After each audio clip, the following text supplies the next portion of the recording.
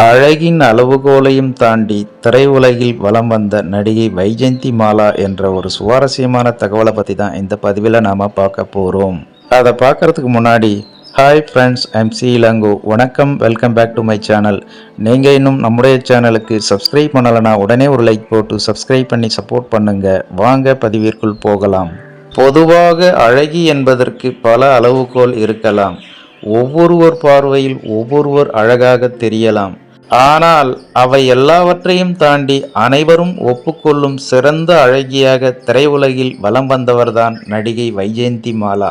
தமிழிலிருந்து இந்தி திரைப்பட உலகுக்கு சென்ற முதல் சூப்பர் ஸ்டாராகவும் அன்றைய இந்திய இளைஞர்களின் கனவு கன்னியாகவும் திகழ்ந்தவர்.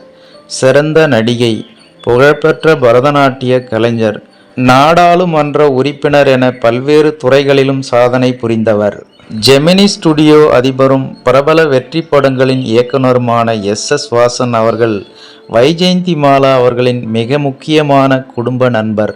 நடிகை வைஜெயந்தி மாலாவின் காட்ஃபாதர் என்றே சொல்லலாம். பரதநாட்டியம் நன்றாக ஆடக்கூடிய திறமை பெற்ற இரு நடிகைகளிடையே ஜூகல்பந்தி மாதிரி காட்சியை இதுவரை எந்த படத்திலும் வராத மாதிரி எடுக்க வேண்டும் என்பது எஸ் வாசனின் ஐடியா. அந்த நடன போட்டி காட்சியை வஞ்சிக்கோட்டை வாலிபன் என்ற திரைப்படத்தில் பிரபல டான்ஸ் மாஸ்டர் ஹிராலால் தான் அமைத்து கொடுத்தார். நாட்டிய பேரொளி பத்மினிக்கும் வைஜெயந்தி மாலாவுக்கும் நடன போட்டியாக அமையும்படி அமைந்த அந்த பாடல்தான் கண்ணும் கண்ணும் கலந்து இன்பம் கொண்டாடுதே என்ற பாடலாகும். இந்த பாடலை படமாக்கும் போது முதலில் வைஜெயந்தி மாலா நடனமாடும் காட்சிகளை 2 நாட்கள் தனியாக படமாக்கினார்கள்.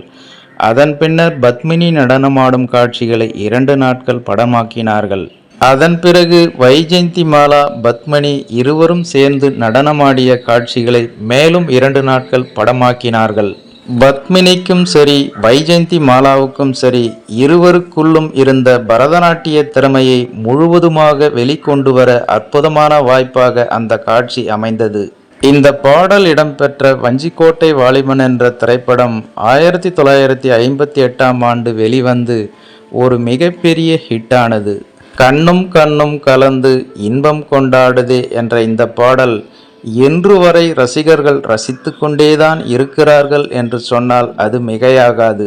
ஷபாஷ், சரியான போட்டி என்ற PS வீரப்பாவின் பிரபலமான வசனம் இந்த பாடலின் துவக்கத்தில்தான் வரும். இது போன்ற ஒரு நடன காட்சி பாடலை மீண்டும் எடுக்க முடியுமா என்றால் அது சந்தேகம்தான் என்பது குறிப்பிடத்தக்கது. ஓகே ஃப்ரெண்ட்ஸ், இந்த ஒரு சுவாரஸ்யமான தகவலை பற்றி நீங்கள் என்ன நினைக்கிறீர்கள் என்ற உங்களோட கருத்துக்களை மறக்காம கமெண்ட்ல பதிவிடுங்க.